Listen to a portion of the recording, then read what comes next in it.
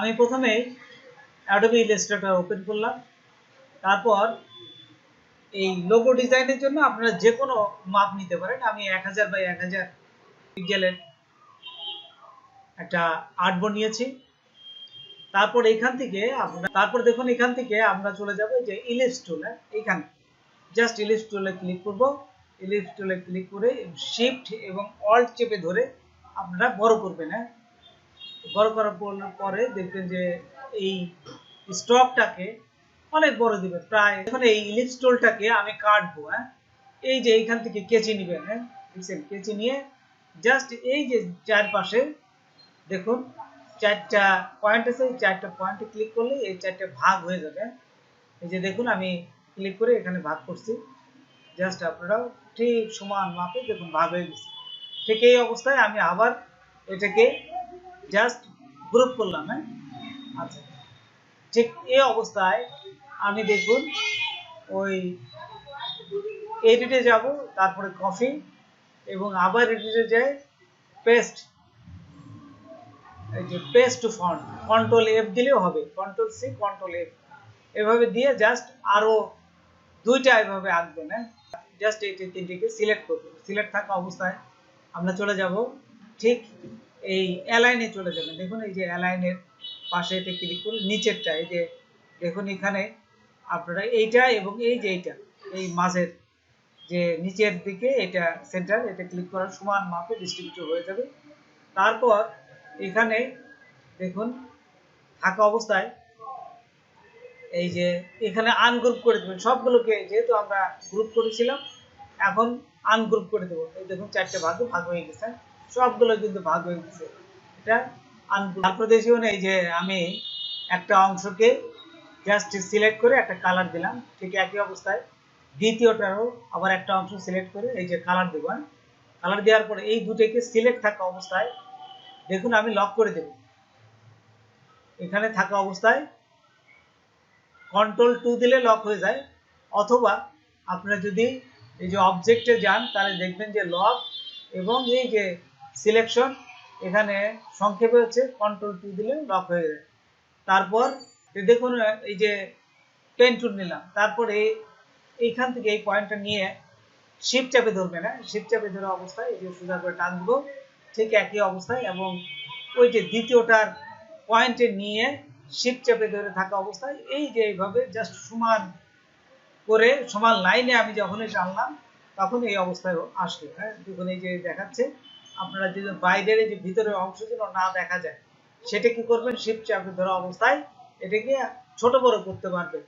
টুল, হ্যাঁ, এইটা ডিরেক্ট টুল ক্লিক করে আপনার শিফট চেপে ধরে এই যে দেখুন এই পয়েন্ট করলে যদি এদিকে সরান তাহলে ছোট বড় হবে। এই যে দেখুন দেখুন আমি এই যে আমি দেখাচ্ছি, এটা ডিরেক্ট সিলেকশন সিলেক্ট থাকা অবস্থায় শিফট চেপে ধরবেন। তারপর এখানে এই যে দেখুন এই শিফট চেপে ধরে সমান মাপে যদি ছোট বড় করেন এইখানে মোটা একটু কমবে বাড়বে। হ্যাঁ, ঠিক সমান মাপে আপনারা নেবেন যেন বাইরে হয় কিন্তু গোলের ভিতর যেন না থাকে। যেন যে আপনাদের চোখের আন্দাজে যতটুকু আপনারা মনে করেন যে ঠিক আছে ঠিক সেইভাবে আপনারা নেবেন। দেখুন শিফট চেপে ধরবেন, শিফট চেপে ধরলে এই যে দেখুন আমি পেন টুল দিয়ে আমাদের আরেকটা লাইন আঁকবো। হ্যাঁ, জাস্ট নিচের দিক প্রথমে এটার যেহেতু এর অংশ বেড়ে থাকবে ঠিক এই অবস্থায় আপনারা কি করবেন, এই যে রাইট মাউস ক্লিক করে অ্যারেঞ্জ, তারপর এই যে সেন্ড টু ব্যাকে দিয়ে দেবেন। ব্যাস, দেখুন সুন্দর হয়ে গেল। ঠিক একই অবস্থায় আপনারা আরেকটা বিটাও তৈরি করবেন। এই যে এখান থেকে দেখুন আবার পেন টুল নিলাম, তারপর এখান থেকে জাস্ট উপরের দিক নিলাম, এটা বি আঁকার জন্য আমি এখানে নিয়ে এই যে ক্লিক করলাম। দেখুন বিটাও হয়ে গেল। হ্যাঁ, সুন্দরভাবে কিন্তু এটা জাস্ট এই যে এঁকে ফেললাম। তারপর আঁকার পর দেখুন এখন ঠিক একইভাবে 2 নম্বরটা এবং 3 নম্বরটা ঠিক একইভাবে এই যে আমি আরেকটা কালার দেবো এবং এটা লক করে দেবো। এই দুটো সিলেক্ট করে দেখুন সিলেক্ট থাকা অবস্থায় আমি লক করে দেবো। এই যে এইখানে যদি না থাকে লকের অপশনটা তো চলে যাবেন অবজেক্ট, তারপরে লক, এই যে সিলেকশন কন্ট্রোল 2 দিলেও একবারে লক হয়ে যাবে, এখন আর এটা সরবে না।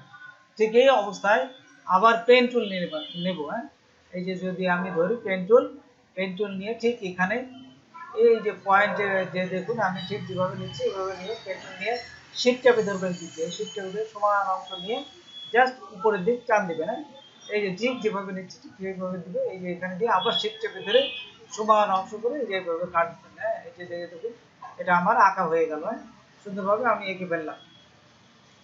এইখানে আঁকার পর এই যে দেখুন এটা এখানে কিন্তু আঁকা হয়ে গেছে। আচ্ছা, তো দেখুন এই পুরাটাকে সিলেক্ট করবো। সিলেক্ট থাকা অবস্থায় এই যে অবজেক্টে যাব, দেখুন এই যে আনলক অল সমস্ত কিছু আনলক করে দেবে। তারপর এটাকে পুরাটাকে আমরা এখন এক্সপান্ড করে দেবে, এই যে অবজেক্টে যায় এই যে এক্সপান্ড করে দেবে। না এই যে উপরে যদি দেখি যে এক্সপান্ড করে এখানে আসবে, তারপর ওকে ক্লিক করবে, বাস এক্সপান্ড হয়ে গেল। এই যে লক করছিলাম সেই অংশটুকু আমরা এই যে এখান থেকে বাইর করে জাস্ট আমরা এটিকে মুছে দিব। এই যে ডিলিট কি চাপ দিলে, কিবোর্ডে ডিলিট কি চাপ দিলে এটা মুছে যাবে। আচ্ছা, তারপরে এই মাঝেরটা এই যে ঠিক এইটা আমি সিলেক্ট করব। সিলেক্ট থাকা অবস্থায় আমি চলে যাব, এই দেখুন এইখানে সিলেক্ট থাকা অবস্থায় আমরা চলে যাব এই যে অবজেক্ট পাথ, এই যে অবজেক্ট পাথ নিচে চলে আসি, দেখুন পাথ, এই যে অবজেক্ট পাথ, এখানে ক্লিক করবেন। তারপর ওই যে আমি 8এই রাখবো, প্রিভিউতে ক্লিক করে ওকেতে ক্লিক করবেন এবং একটা এখানে অন্য কালার দিবেন। কালার দিলে বোঝা যাবে না, হলে বোঝা যাবে না, একই রকম কালার, এই যে কালার থাকলো। ঠিক এই অবস্থায় যদি এই যে এর যে বাকি অংশ আছে এর অংশটুকু সিলেক্ট করবেন। এই যে নিচের অংশটুকু সিলেক্ট থাকা অবস্থায় আমরা চলে যাব, এই যে জাস্ট সিলেক্ট থাকা অবস্থায় আমরা পাথ ফাইন্ডারে চলে যাব। যদি পাথ ফাইন্ডার অপশন না থাকে শিফট অল্ট F9 দিলেও পাথ ফাইন্ডার চলে আসবে, অথবা উইন্ডো থেকে পাথ ফাইন্ডার নিয়ে আসবেন। এই যে দেখুন এখানে যদি না থাকে তাহলে আপনারা কি করবেন, অল্ট শিফট এবং F9 এটি দিলেই আপনার এই পাথ ফাইন্ডারটা চলে আসবে। ওই যে দেখুন চলে আসছে। তারপর এখান থেকে একদম নিচের ওই যে একদম নিচের ডান পাশে ওটা ক্লিক করার সাথে সাথে এই যে দেখুন মাঝের যে ফাঁকা হয়ে গেছে, সুন্দরভাবে ফাঁকা হয়ে গেছে। তারপর দেখুন এই বিটাকেও সিলেক্ট করবেন। তারপর দেখুন এই কালোটাকে আবার সিলেক্ট করলাম, এই যে কালোটা সিলেক্ট থাকা অবস্থায় অবজেক্টে গেলাম পাথ অফসেট পাথ, তারপরে এখান থেকে আবার ওকেতে দিলাম এবং অন্য একটা কালার দিব যাতে ওটা বোঝা যায় কালারটাকে। আমি দেখুন যে এখান থেকে এই যে আরেকটা কালার দিলাম, এই যে লাল কালার। এখন বিটাকে সিলেক্ট করব, এর আগে কিন্তু আমরা এটাকে সিলেক্ট করেছি, এখন বিটাকে সিলেক্ট থাকা অবস্থায় আমরা পাথ ফাইন্ডারে যাই একদম শেষেরটা, ঠিক পাথ ফাইন্ডারে যাই না থাকে তাহলে শিফট অল্ট F9 দিবেন, F9 দিলে পাথ ফাইন্ডার চলে আসবে। আচ্ছা, ওই যে দেখুন উপরে আমি পাথ ফাইন্ডার পেয়ে গেছি। পাথ ফাইন্ডারে পুনরায় একদম শেষেরটায় আমি সিলেক্ট করলেই দেখুন এই যে এটা এই যে অংশটুকু কেটে যাবে। তারপরে দেখুন এই যে দ্বিতীয় পার্টের এই যে দ্বিতীয় রাউন্ডের নিচেরটা সিলেক্ট করলাম, তারপরে অবজেক্ট, তারপরে গেলাম পাথ এবং অফসেট পাথ। দেখুন এখানে পাথ অফসেট পাথ দেওয়ার পর এখানে 8 পিটি রাখবো, তারপরে ওকেতে ক্লিক করলাম। আচ্ছা, ঠিক এই অবস্থায় একটা কালার দিলাম, এই যে দেখুন একটা কালার করলো। ঠিক এই অবস্থায় আপনারা এখান থেকে আমার এই যে উপরে যে অংশটা এটা আমার লাগবে না বিধায় আমি এটাকে ডিরেক্ট টুল দিয়ে আস্তে আস্তে এটাকে সরাই দেবো।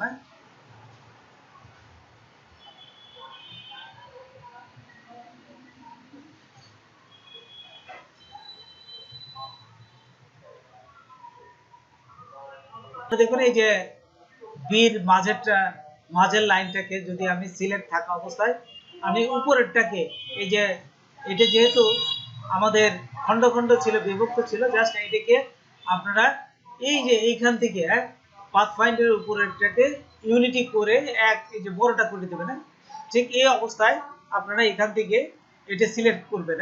উপরে থাকা অবস্থায় এটা লালটাকে সিলেক্ট করবেন, এই যে মাঝেরটা এবং লালটা সিলেক্ট থাকা অবস্থায় আমি পাথ ফাইন্ডার একদম শেষেরটা এই যে মাইনাস, ঠিক এখানে মাইনাসে ক্লিক করবে। দেখুন ক্লিক করার সাথে সাথে এখান থেকে এই যে ভাগটা হয়ে গেছে, বুঝছেন?